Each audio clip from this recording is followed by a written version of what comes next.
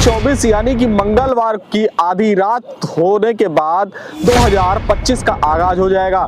लेकिन आज आधी रात को ठीक 12 बजे के बाद देश में बड़े बदलाव भी होने वाले हैं।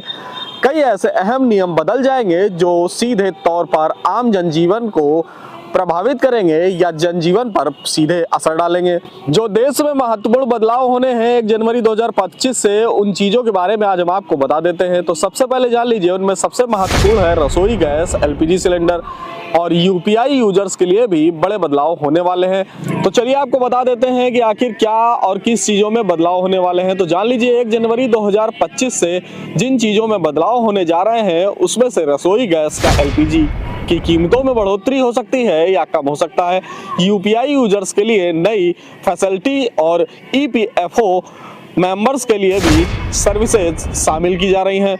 यह जानकारी आपके लिए बेहद महत्वपूर्ण इसलिए भी हो जाती है क्योंकि इन बदलावों के सारे नियम आप पर भी लागू होने वाले हैं।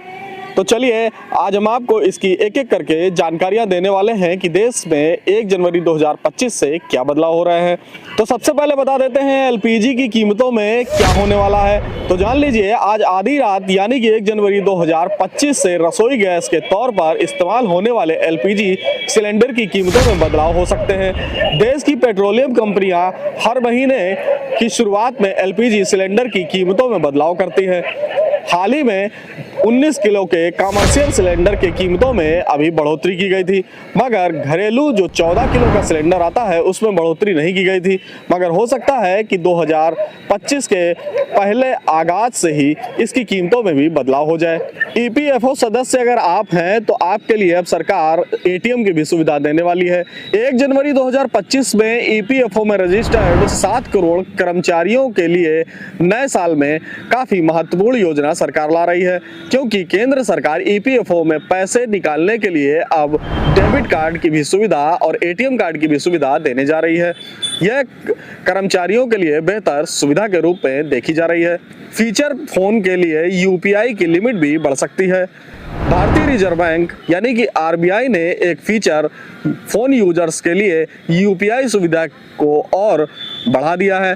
पहले ये लिमिट 5,000 रुपए हुआ करती थी, जिसे बढ़ाकर अब 10,000 रुपए किया जाना है। यह बदलाव 1 जनवरी 2025 से भी लागू देश भर में हो जाएगा।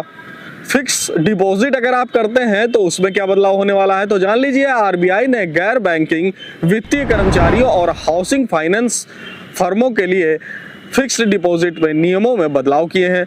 फिक्स डिपॉजिट में ये नए नियम 1 जनवरी से लागू होने वाले हैं।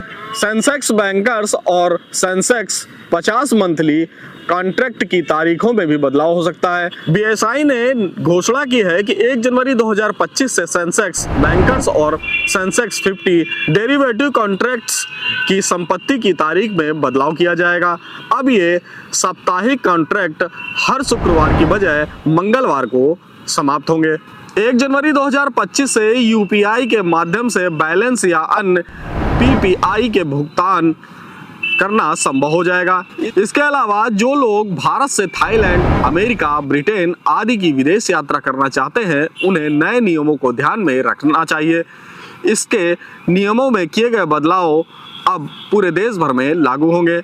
तो देखिए, ये 2025 में जो नया साल आने वाला है उसमें हर नागरिक के लिए बदलाव है। हमारे द्वारा दी गई जानकारी आपको कैसी लगी कि साल 2025 में जो नियम आपके ऊपर लागू होने वाले हैं वो कैसे हैं, और उसके बारे में आप क्या सोचते हैं, हमारे कमेंट्स बॉक्स में जरूर बताएं।